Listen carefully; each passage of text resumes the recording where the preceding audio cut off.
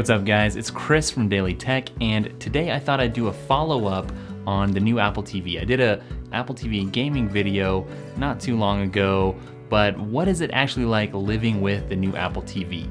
Is it something that's worth buying or not? Well, for starters, one thing I really like about this new Apple TV is the App Store. The old Apple TV did not have an App Store. Several other platforms do have App Stores, but they don't come anywhere close to this. There's a really wide selection of apps in the Apple TV App Store. Unfortunately, there really aren't a lot of killer apps. In fact, I don't know if there's one single killer app that would make you have to buy the new Apple TV. But still, the apps that you find here, they're a lot more polished than what you would find on Roku or Fire TV or anything like that. And of course, Chromecast doesn't have apps. It just works with apps that you already have on your phone. So what about what's available to watch? Well, I spend most of my time in Netflix and Hulu, obviously, but I've also discovered a few new apps on the Apple TV that I really have come to like. One of those is Hyper, another is Haystack, and the third one is Rio. Now, Hyper is a really great app. If you haven't seen it, it's from Mike, and it basically curates 10 really great videos that came out on the internet recently that you should see. So obviously there's a lot of video that gets uploaded every single day to the internet, and this is like the top 10 videos that you should maybe check out. It's a great time saver in that regard. And of course, I'm addicted to that music.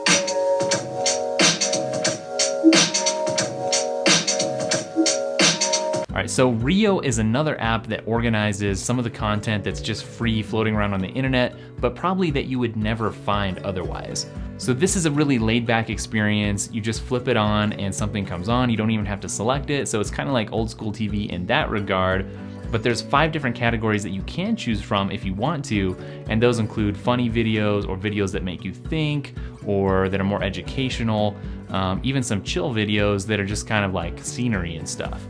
So it's a really interesting mix. The interface is amazing. The controls are like nothing I've ever seen, and they've really done a good job of utilizing the new remote on the Apple TV. Haystack, while somewhat boring being a news app, has really become my go-to app in terms of video news. So when I'm not just reading, text news on my phone. And what I like about it is that number one, it auto plays. So something comes up and if I'm interested, I watch it. If I'm not, I skip to the next video. But I like that you can see the upcoming videos, number one. Number two, I like that I can select from some categories ahead of time so that it knows what I might be interested in the first place before it tries to serve me up some content. So whether that's world headlines or tech or late night TV, it really has a great mix of content. One thing I've really been getting into lately is Sling TV, and what it is basically a really slimmed down cable package for really cheap. I'm talking about $20 plus some add-on packs for like sports or family content for only $5 extra per month. The bad news is that Sling is not currently available directly on the Apple TV. The good news is that somebody apparently spotted a Sling TV app in the App Store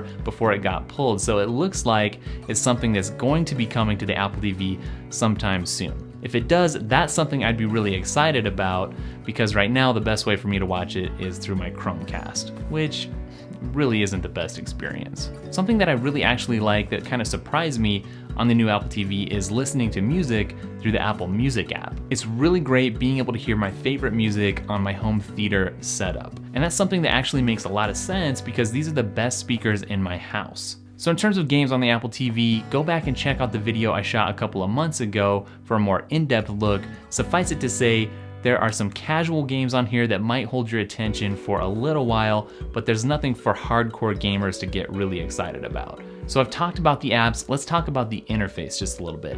The interface is something I really, really like. It's simple, it's clean, it's better than the Fire TV, it's better than the Roku, it's just good, it works. But when it comes to the remote, my family and I kind of have a love-hate relationship with it.